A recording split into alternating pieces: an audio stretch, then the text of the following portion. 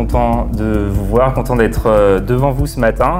On est en début d'année encore et on est dans des hors-séries actuellement. On n'a pas encore fait de choix sur une série. Et donc, à chaque fois qu'il y a un moment où je sais que dimanche c'est mon tour, mais je ne sais pas forcément s'il y a une série, s'il y a un texte sur lequel je vais prêcher, j'hésite. J'hésite toujours. Et je vous avoue que j'ai plein d'idées. Et du coup, ce que j'ai fait, c'est que simplement j'ai prié. Et dans la semaine, sincèrement, très sincèrement, j'avais l'impression que Dieu m'orientait vers des thématiques et un texte en particulier ce matin. Et en écoutant les contributions prophétiques, je vous avoue que je suis très encouragé avant d'avoir commencé à prêcher, parce que j'ai l'impression que ça va vraiment dans le sens de ce que j'ai pu percevoir durant la semaine. Et ce matin, j'ai décidé de prêcher sur un texte, et ce texte, c'est un texte qui m'accompagne depuis de nombreuses années, un texte que j'ai médité, que j'ai étudié, que j'ai remédité, et qui a été une source d'encouragement profond pour moi. Et je vous propose qu'on s'intéresse du coup ce matin à ce texte, et à un prophète de l'Ancien Testament. Ce prophète, c'est le prophète Élie. Alors j'imagine que peut-être, voilà, le prophète Élie, ça parle à plusieurs d'entre nous, ça évoque certaines choses, peut-être des histoires qu'on connaît plus ou moins bien. Peut-être que ça vous parle par contre, pour certains peut-être par contre ça ne parle pas beaucoup, voire pas du tout. Alors ce que j'aimerais, c'est qu'avant qu'on aille faire la lecture du texte ce matin, j'aimerais un peu planter le décor pour savoir où est-ce qu'on met les pieds. J'aimerais simplement donner un peu de contexte au récit qu'on s'apprête à lire ensemble. Notre prophète Élie, il vit dans une période qui est particulièrement pénible dans l'histoire d'Israël. Il vit à une époque où vraiment les choses ne vont pas bien. On est dans un pays qui vit des crises. Et il y a une crise à 3 niveaux notamment. On a une crise qui est politique, parce que depuis des décennies au sein du pays, il y a des tensions entre les tribus. Il y a des tensions qui font que même le pays s'est divisé en deux. Vous avez un royaume au sud, le royaume de Juda, et un royaume au nord, le royaume d'Israël, le royaume des 10 autres tribus. Le pays s'est divisé en deux. On a affaire ensuite à une crise alimentaire parce que, tenez-vous bien, ça fait plus de 3 ans qu'il n'y a pas eu de pluie dans le pays. Aucune goutte de pluie.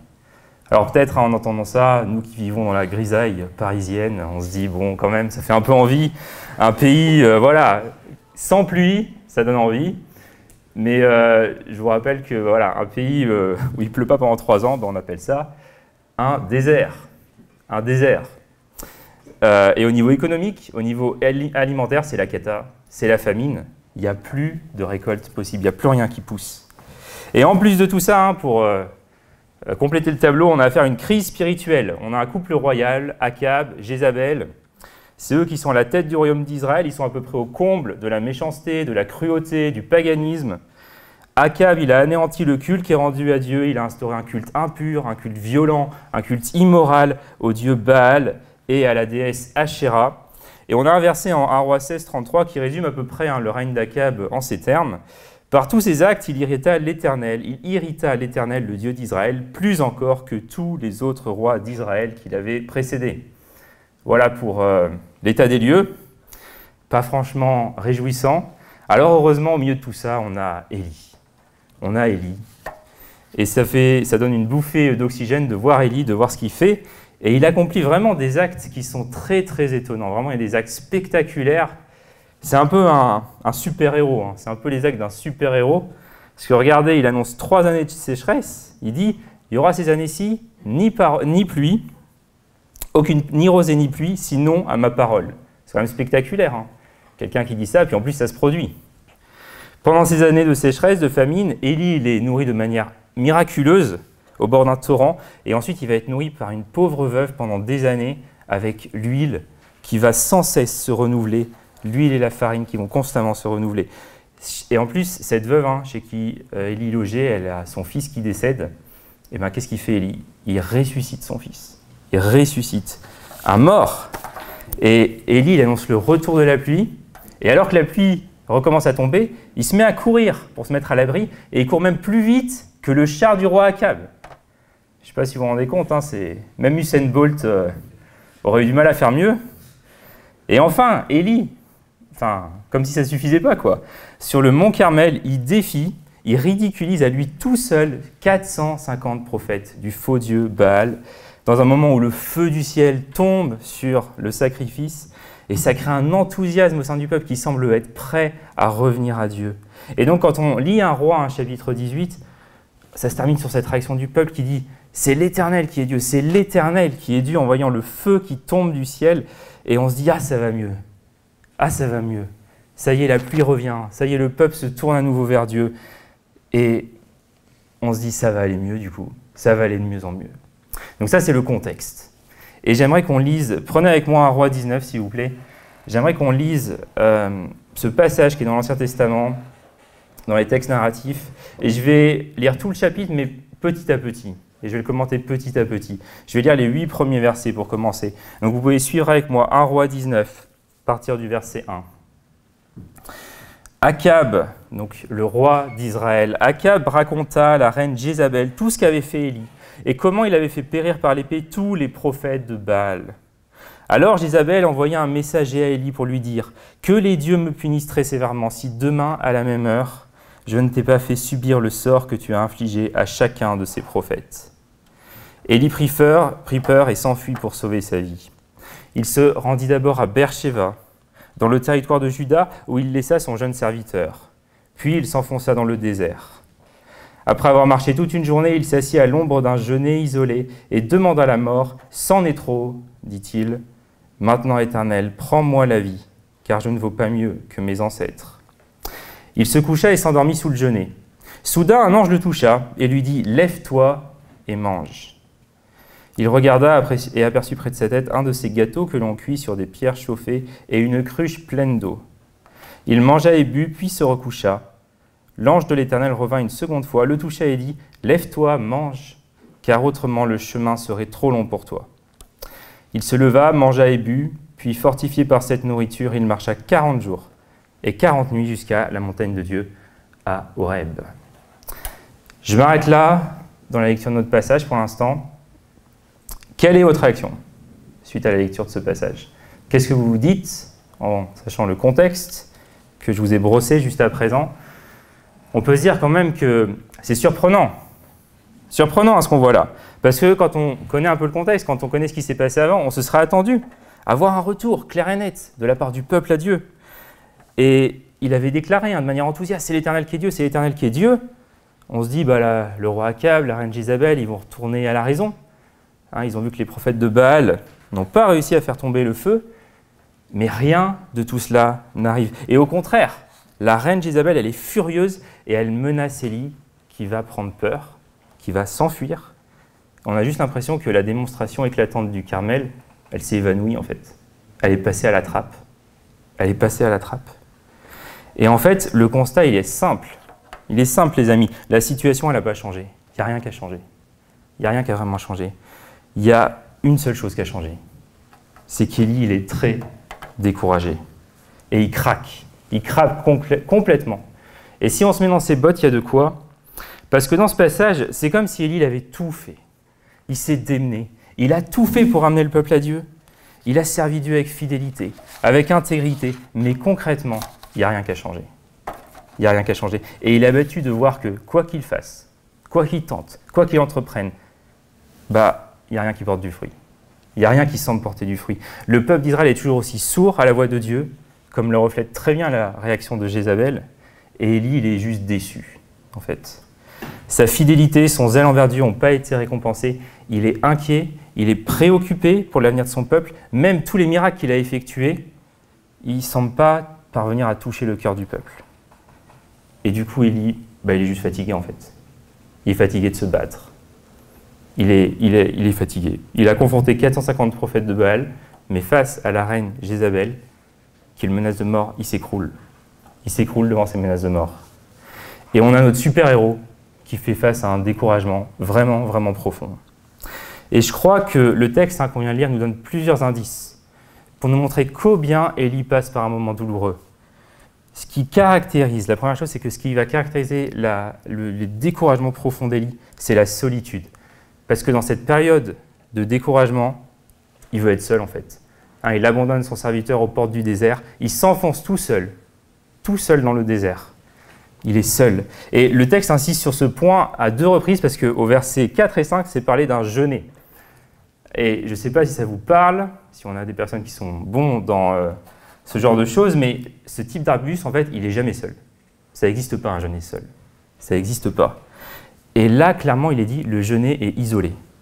Et donc, tout est fait dans le texte pour nous montrer la situation particulière, inhabituelle et douloureusement inédite que traverse Élie. Élie se retrouve tout seul, isolé, sous un genêt qui est tout seul et qui est isolé.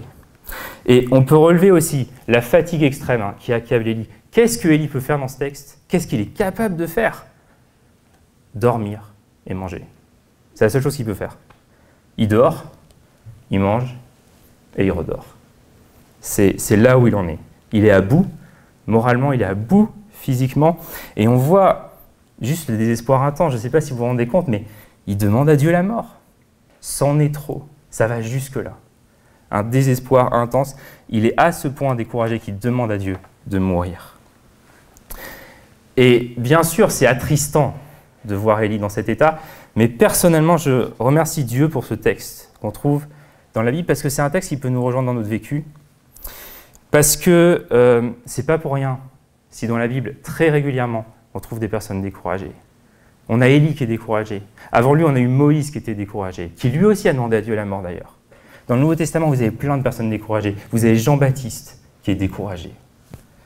Et je ne suis pas prophète, mais je peux vous garantir une chose, c'est que le découragement, c'est quelque chose que chacun de nous, on va rencontrer dans notre vie. Peut-être d'ailleurs, vous l'avez déjà rencontré, ou peut-être vous êtes en train de le rencontrer. Mais c'est quelque chose que tôt ou tard, on rencontre dans nos vies. Et dans ces moments-là, on perd notre joie, on perd notre entrain, on perd notre énergie. On n'a plus vraiment d'énergie, les choses autour de nous font plus forcément sens, on n'a plus d'espérance. Et un risque aussi, c'est qu'on peut perdre toute notion de la bonté de Dieu, de la grâce de Dieu, de l'amour de Dieu dans ces moments-là. Pendant les dernières vacances de Noël, à un moment donné, je regardais mon application météo sur mon smartphone et mon téléphone me disait « David, profitez de la journée, il fait un beau soleil à Grenoble ». Ouais, je regarde par la fenêtre et il pleut des cordes. Et là, quand je vois ça, je me dis bon, bah oui, je comprends que le soleil existe, mais je veux pas juste qu'il soit théorique. Je veux expérimenter le soleil, je veux vivre le soleil. Et pour beaucoup de chrétiens, pour pas mal de chrétiens, notre rapport à l'amour de Dieu, c'est un rapport qui peut être théorique. Quand on a tant parlé de l'amour de Dieu dans nos vies, on dit oui, oui, oui, amen, amen, amen. Mais concrètement dans nos vies, on ne se sent pas aimé de Dieu. Et ce que j'aimerais vous dire, c'est que c'est humain finalement de douter de l'amour de Dieu, c'est humain. C'est comme avec nos enfants, comme avec l'enfant qui demande à son père « Papa, amène-moi à Disneyland toutes les semaines ». Le papa, il fait « Bon, c'est un peu cher, non ». C'est quoi la réaction de l'enfant? C'est « Bouh, tu m'aimes pas ». Et c'est pareil avec Anastasia, bon, elle parle pas encore, mais elle me dit « Coco, Coco » pour le chocolat. Je dis « Non, c'est bon, t'en as déjà eu ». Là, c'est les grands cris, c'est les grands pleurs, et je m'attends à la fameuse phrase d'ici quelques semaines « Tu m'aimes pas ». Et ça nous fait un peu rire, hein. Mais en fait, on est pareil. On est pareil. On perd notre job, on a une épreuve, un de nos proches est malade, et on va remettre en question l'amour de Dieu. On va remettre en question l'amour de Dieu. Et il me semble que quand on est dans la profondeur de l'épreuve, une des choses qu'on peut remettre en question, c'est vraiment l'amour de Dieu. Et pourtant, précisément, une des premières choses, voire la première chose à redécouvrir, quand on est dans le découragement, c'est l'amour de Dieu. Découvrir cet amour, ou le redécouvrir, et redécouvrir cette bonté, cette grâce de Dieu à notre égard. Et c'est ce qu'Élie va redécouvrir en fait dans le texte qu'on lit. Dans le texte, l'amour de Dieu, la grâce de Dieu se démontre par des actes, des paroles que Dieu donne à Élie. Vous voyez qu'il va s'adresser à Élie, il va faire des choses. En fait, Dieu sait tout simplement qu'Élie, il n'a rien à manger, il n'a rien à boire dans ce désert. Alors qu'est-ce qu'il fait? De manière inattendue, par l'intermédiaire d'un ange, il donne à manger et à boire à son prophète dans le désert. Il va pourvoir aux besoins d'Élie.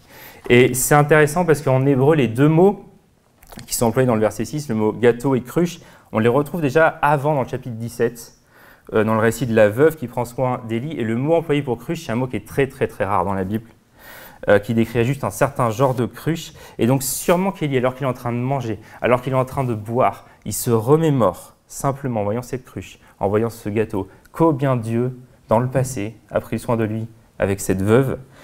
Et il redécouvre maintenant combien Dieu prend soin de lui, alors qu'il est seul, qu'il est isolé dans ce désert. Il se rend compte que cette bonté de Dieu ne l'a pas quitté. Et je trouve intéressant de voir la seule parole que Dieu adresse à Élie. « Lève-toi et mange. Lève-toi et mange. » À 2 reprises, Dieu dit ça à Élie, parce que Dieu sait bien que Élie, dans son état, il n'a pas besoin d'un long discours. Il a besoin de dormir. Il a besoin de se reposer. Il ne fait pas de reproche à Élie. Il ne lui fait pas un sermon. Il ne lui dit pas « il n'y a qu'à faucon, qu'à faire ça, il faut qu'on fasse ça. Allez, relève-toi, repars au combat. » Non, c'est « lève-toi et mange ». Il agit en faveur d'Élie dans ce désert et il lui parle. Et dans nos déserts, si aride soit-il, Dieu est capable d'actes, de paroles réconfortantes. On peut les lui demander, mais Dieu est si bon que parfois il va même prendre l'initiative lui-même. Il va même venir à notre rencontre lui-même, parce que parfois peut-être on n'est pas en mesure de le faire. Et juste un mot sur ça, c'est que quand on parle du désert, plusieurs commentateurs de la Bible remarquent que c'est vraiment un des lieux où Dieu parle le plus dans la Bible. Et en hébreu, le mot parole, ça se dit davar. Et le désert en hébreu, c'est mi-devar. Et littéralement, c'est en fait l'endroit, le lieu d'où provient la parole.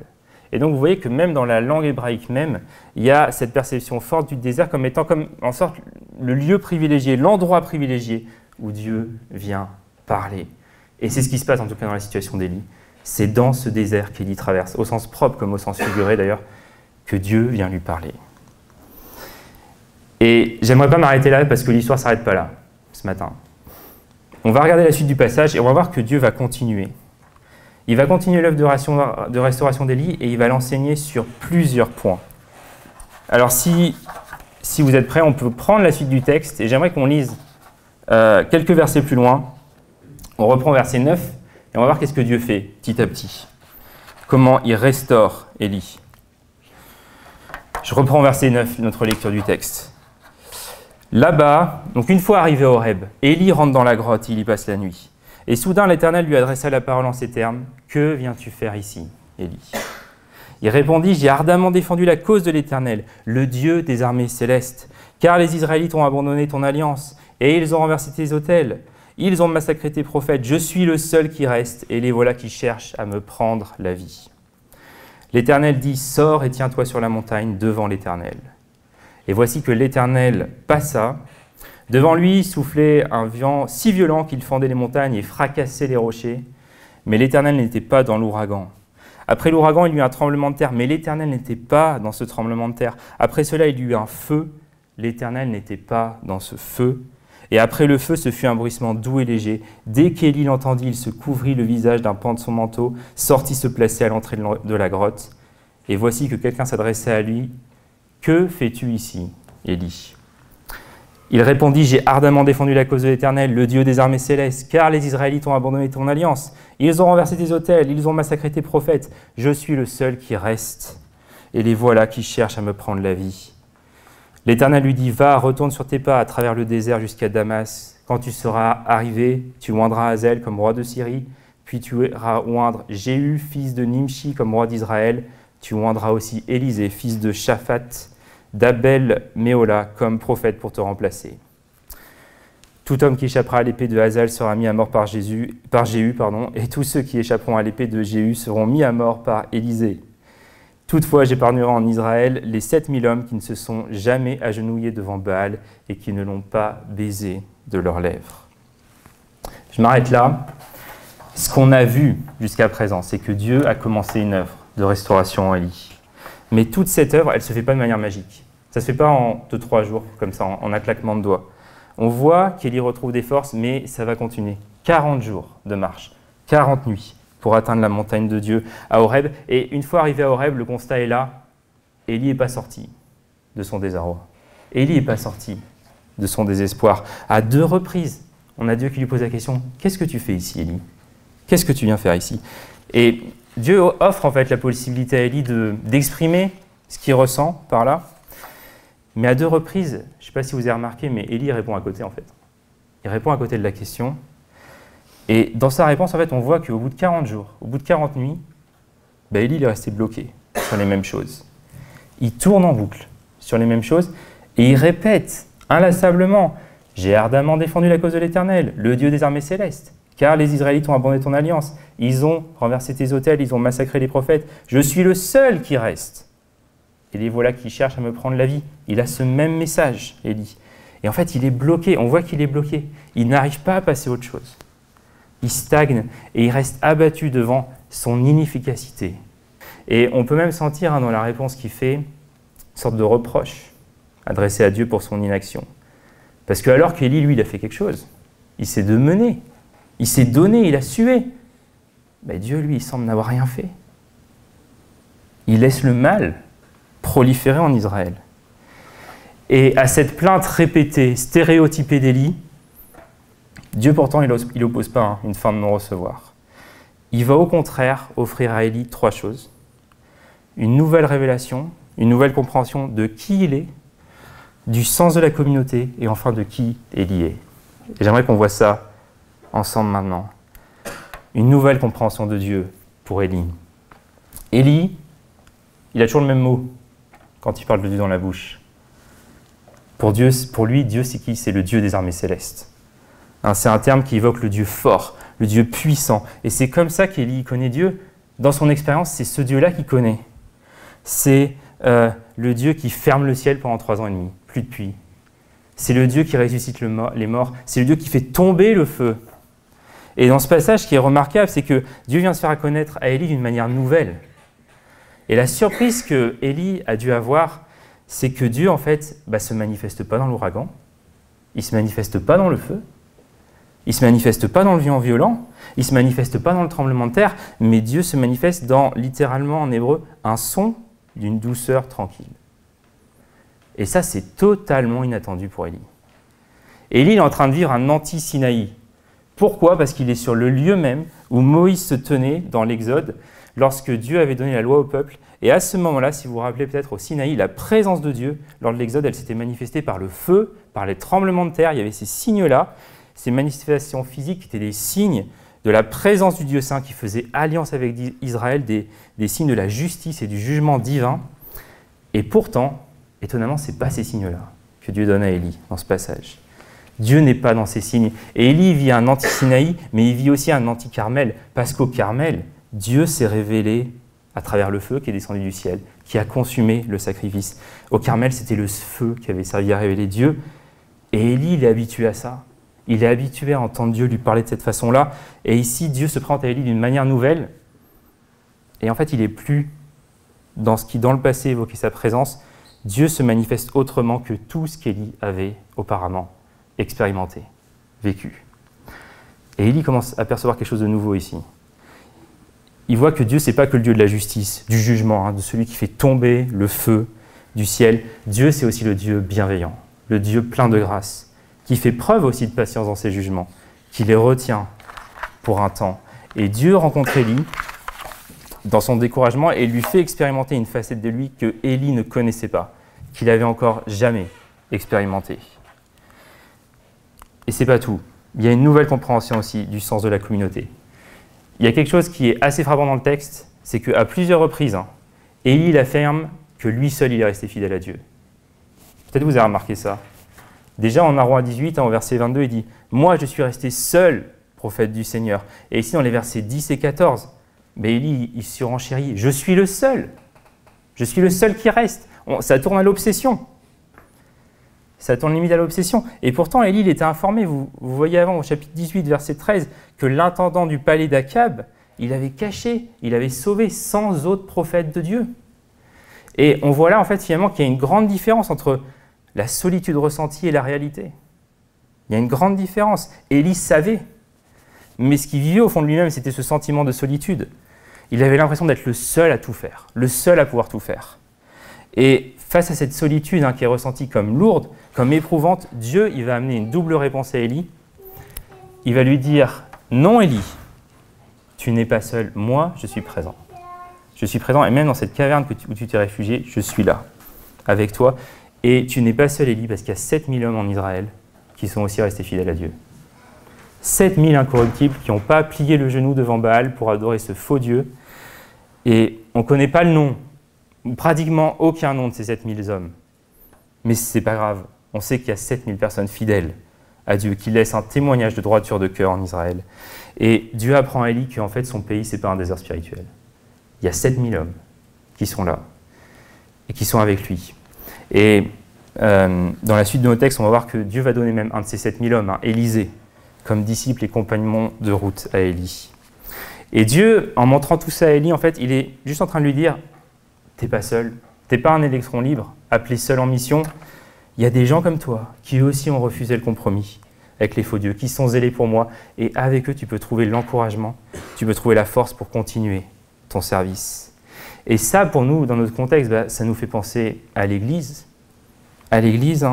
au fait qu'une des raisons pour lesquelles Dieu a instauré l'Église, c'est pour qu'on ait des frères et des sœurs avec qui on peut partager, avec qui on peut demander la prière, avec qui on peut entendre comment eux-mêmes ils font face aux mêmes luttes que nous on peut avoir et être encouragés par eux. Et enfin, je vous ai dit, dernier point, une nouvelle compréhension de lui-même. Et pour ça, juste, je vais revenir un tout petit peu en arrière. Au verset 4, Élie dit au verset 4, « Je ne suis pas meilleur que mes ancêtres. » J'aimerais juste faire deux remarques ici.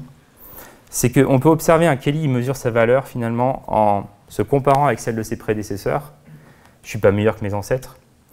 Mais finalement, ni sa méthode d'évaluation, ni son échelle de valeur ne sont bonnes parce qu'il s'érige en propre évaluateur de sa vie alors que finalement c'est Dieu qui est le véritable évaluateur. C'est lui qui l'a envoyé, c'est à Dieu d'évaluer, de juger. Et sa valeur, il l'a définie, Élie, en proportion des résultats de ce qu'il a fait.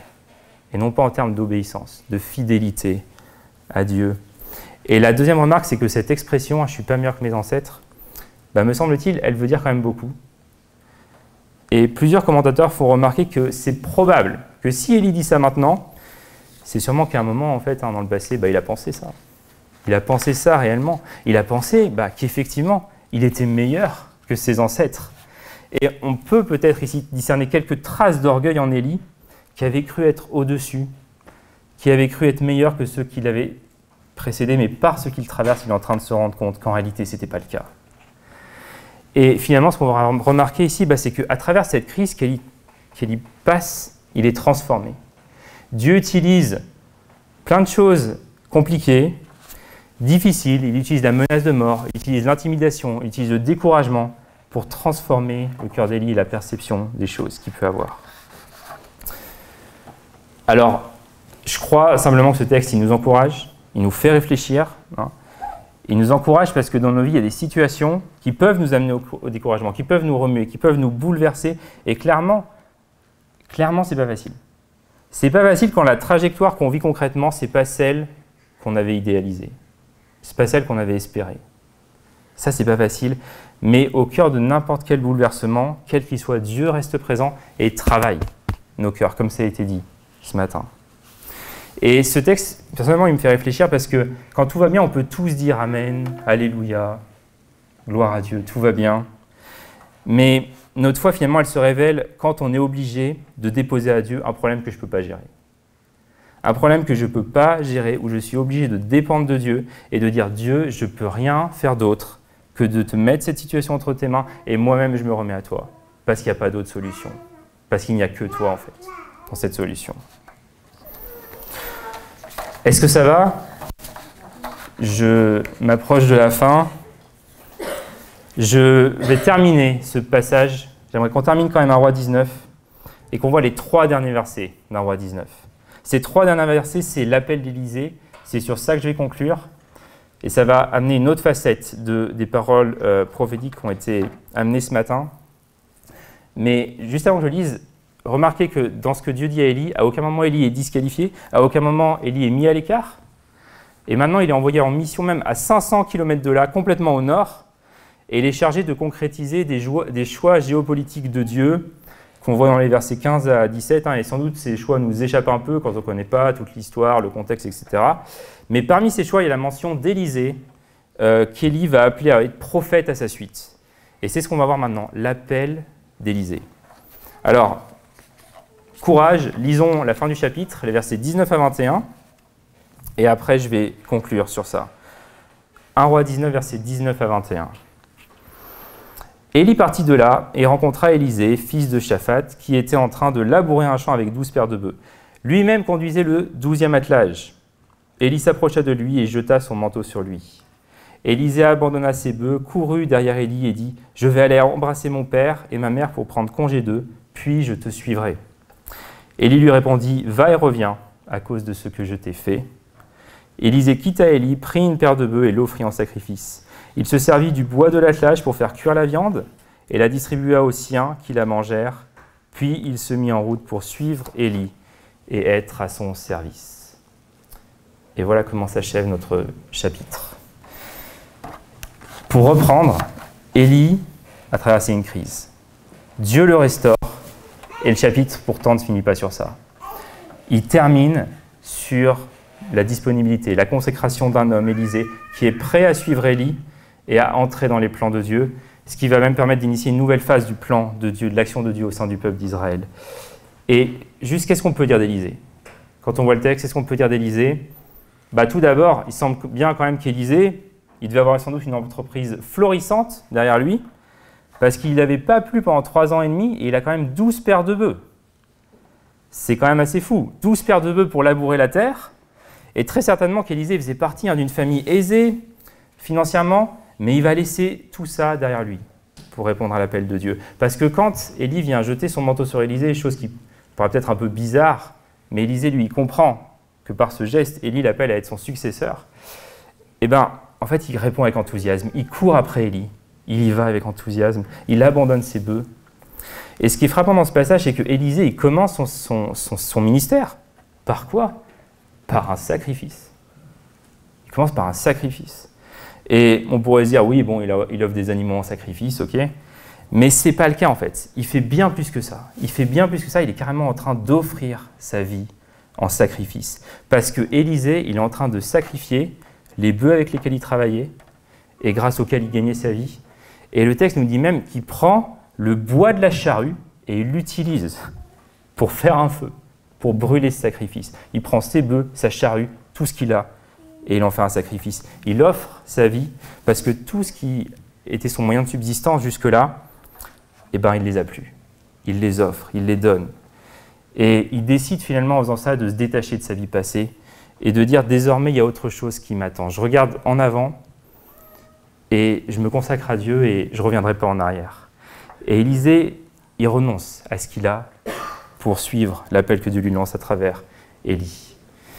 Et ce passage, il n'est pas sans rappeler des textes du Nouveau Testament où Jésus appelle ses disciples, qui eux aussi vont laisser un certain nombre de choses derrière eux pour le suivre.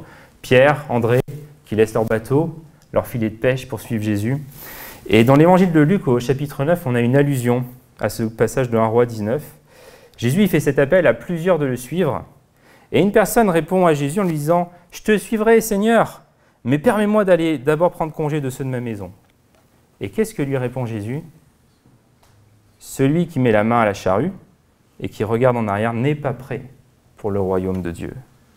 Et Jésus, ici, il est en train de faire référence en fait à Élisée, qui allait prendre congé de son père, de sa mère, mais derrière, il n'a pas mis la main à la charrue. Il n'a pas regardé en arrière, au contraire, il a pris sa charrue, il l'a brûlée et il a sacrifié ses bœufs. Et en Luc 9, l'homme regarde en arrière, à tout ce qu'il va perdre. En 1 Roi 19, Élisée regarde en avant, à tout ce qu'il attend, et il a hâte. Il a hâte de servir Dieu. Il a hâte de servir Dieu. Alors, je vais m'apprêter à conclure. Après tout ce qu'on a vu ce matin, je me dis, où est-ce qu'on en est, nous, avec tout ce qu'on a vu? Où est-ce qu'on en est? Est-ce que Dieu, ce matin, nous a parlé, vous a interpellé par sa parole? Peut-être qu'il l'a fait surtout en lien avec la situation d'Élie, le découragement qu'il a traversé. Peut-être qu'il l'a fait surtout en lien avec Élisée, avec cette disponibilité, cette consécration dont Élisée fait preuve. Et j'aimerais juste vous poser quelques questions, si vous êtes dans le premier cas, notamment. C'est est-ce que, avec tous les découragements que tu as traversés, peut-être même que tu traverses maintenant, aujourd'hui, est-ce que ta perception de l'amour de Dieu elle a pris un coup tel qu'en fait tu désespères aujourd'hui de pouvoir redire un jour avec tes tripes « Je sais que Dieu m'aime. Je sais que Dieu m'aime. » Est-ce que pour toi, l'amour de Dieu, c'est devenu une belle théorie, mais concrètement dans ta vie, tu ne te sens pas aimé par Dieu?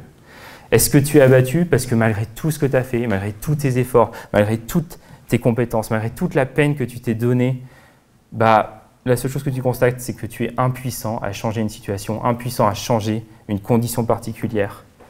Quelle facette de Dieu peut être si profondément ancrée en nous qu'elle nous empêche de voir Dieu, d'entendre Dieu, de le voir autrement que tel qu'on le conçoit aujourd'hui. Et d'ailleurs, est-ce qu'on s'attend encore à Dieu finalement? Est-ce qu'on s'attend encore à Dieu, à sa bonté, à sa grâce? Ou est-ce que finalement Dieu et nous, on est un vieux couple? On s'est déjà tout dit. On s'ennuie. Ça fait peut-être un petit moment que notre vie chrétienne, finalement, elle est en pilote automatique. Et on n'attend plus grand-chose de Dieu. Est-ce que tu te sens tellement seul aussi que tu n'es pas capable de voir tous ceux qui, autour de toi, sont aussi consacrés à Dieu et qui ont refusé eux aussi le compromis avec les faux dieux? Parce qu'on peut être tellement focalisé sur l'imperfection, sur la différence de l'autre, qu'en fait, on est incapable de voir qu'il est notre allié et que bien souvent, on est dans le même camp. Est-ce que se sentir meilleur que les autres, c'est notre lot quotidien?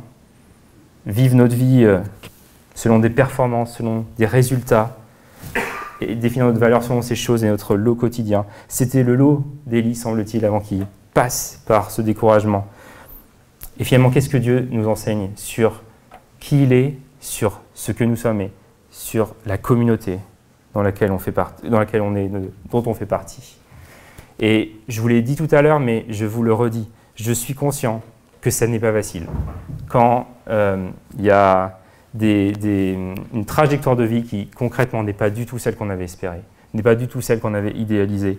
Et pour le dire avec les mots de Jésus, en fait, dans ce genre de cas, j'aimerais juste vous demander, où est notre foi? Où est notre foi dans ce genre de cas? Est-ce qu'on n'a pas besoin de la muscler un peu, de la nourrir? Et la Bible nous dit, la foi vient de ce qu'on entend, et ce qu'on entend vient de la parole de Dieu. La foi vient de la parole de Dieu. Et la vie n'est pas facile, les amis. La vie est un combat. Et on a besoin d'être équipé. Et si notre seul équipement, si nos seules munitions, finalement, c'est ce que la personne prêche le dimanche matin, ça va être compliqué d'aller loin. Parce que moi, je peux vous donner 5 ou 6 munitions, mais on ne part pas en guerre avec 5 ou 6 munitions. C'est pas possible. Il y a besoin de s'équiper.